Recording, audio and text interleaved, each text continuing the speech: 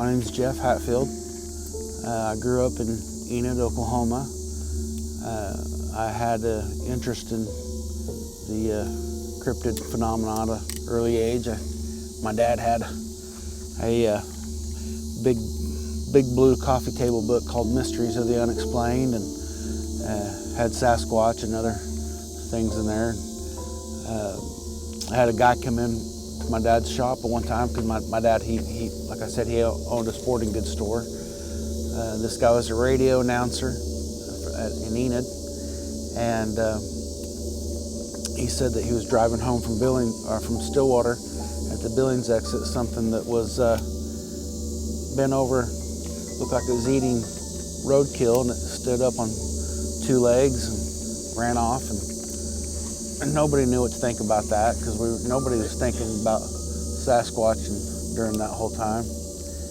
And we moved our shop up to Rock Springs, Wyoming. Another guy came in and talked about how he built roads, and he saw two females run underneath a bridge, and one of them picked up a loader tire and threw at him. And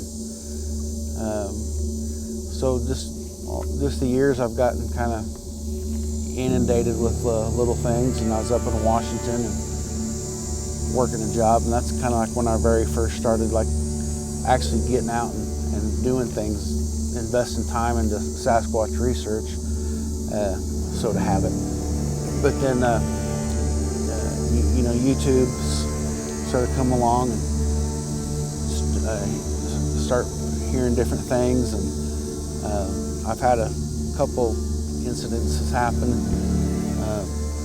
My first one, and I didn't really tie this together until about a couple years ago when I just so happened to Google Wyoming Sasquatch, and the Shoshones were talking about this area and a certain big black Sasquatch and stuff. And well, I was hunting up in there in South Pass, and I went into this draw, and I sat in this draw for 3 hours, and I was just like, there's something going on here, because I didn't hear birds, I didn't see any wildlife, and I'm finally like, to hell with this. And I get my gun, and so I'm kind of tucked into the brush loys. I had about 2 or 3 alleys I could have shot, but like I said, there was nothing going on.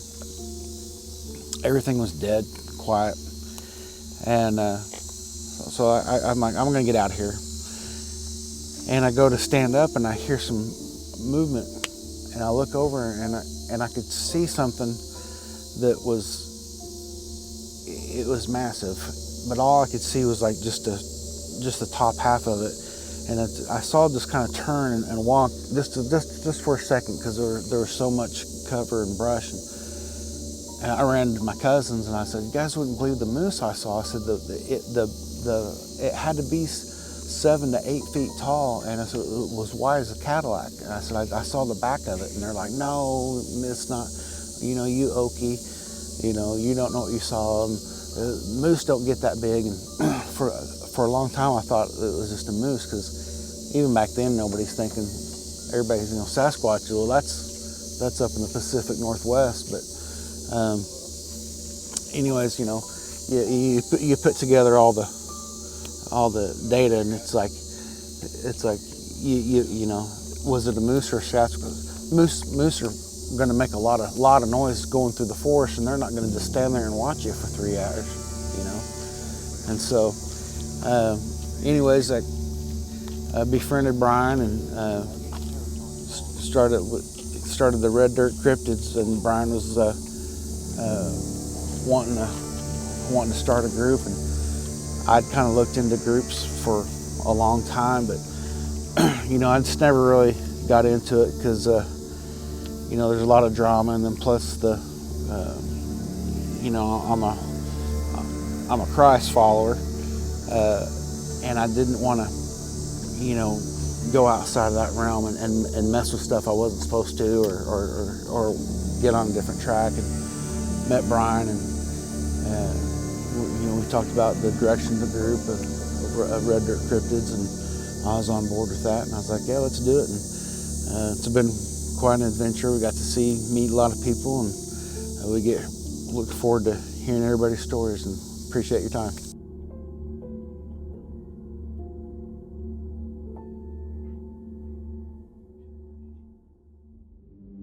Well, I'm Brian Terrell. I born and raised in Enid, Oklahoma. Started Red Dirt Cryptids back in, 2017. But been looking for Sasquatch for a long time, and it's kind of one of those things that like all kind of came together. Started Red Dirt Cryptids because I thought that we needed some kind of outreach to the public, so that people in northwest Oklahoma could have an opportunity to reach out and tell somebody local that what they'd seen. But it quickly, grew and became all of Oklahoma and southern Kansas. So me, I'm a school teacher by day, and on the weekends and stuff, we go out to the woods and we look for the big guy and whatever else is going bump in the night out here. So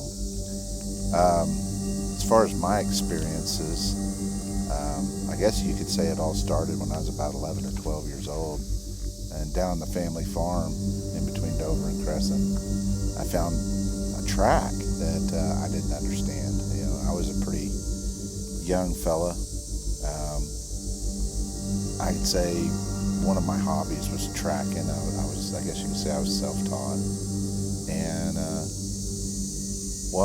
I didn't know what I was looking at, and it disturbed me. So fast forward many years later, I was watching a movie, and I saw the same kind of track, and it just really kind of hit me. And I was a little shocked at the time to realize that, when I was a kid growing up, there was Sasquatch down there on the creek. And but anyway, that's what kind of inspired me to start looking.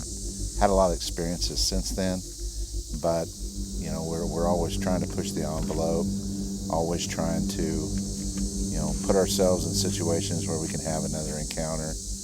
I want to see a Sasquatch better than what I've actually seen. I'd like to have my Class A encounter, broad daylight, close proximity without getting hurt, or hurting them. That's not the goal. And I'm going to keep doing this and putting myself in situations where, we can have these encounters. And maybe one of these days I'll satisfy my curious mind and maybe I'll be done. But until then, we're just going to keep on looking. My name's Eric. Little introduction, I'm a retired combat veteran. I like technology, and that's why I like this the most, I think. I get to use different pieces and be creative, thinking outside the box sort of thing. I've heard all the stories, all the interviews, and I introduced, since we've been doing this, I'm kind of new, a year into it with expeditions.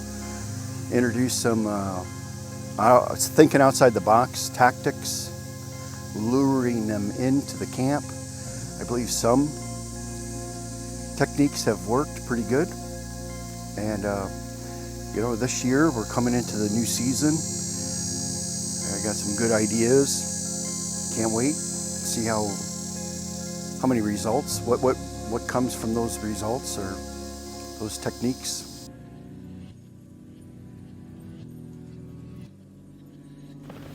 Okay, so it occurred to me while I was editing this video that I did not do a video introduction for myself. So in case any of you are new to the channel, maybe you haven't seen the documentary or any of the other videos on the channel, my name is Coleman. I'm one of the content creators for MHS Network, and the reason for today's video is just simply let you guys know that we are still here, we are still creating content. I know we've been gone for quite some time.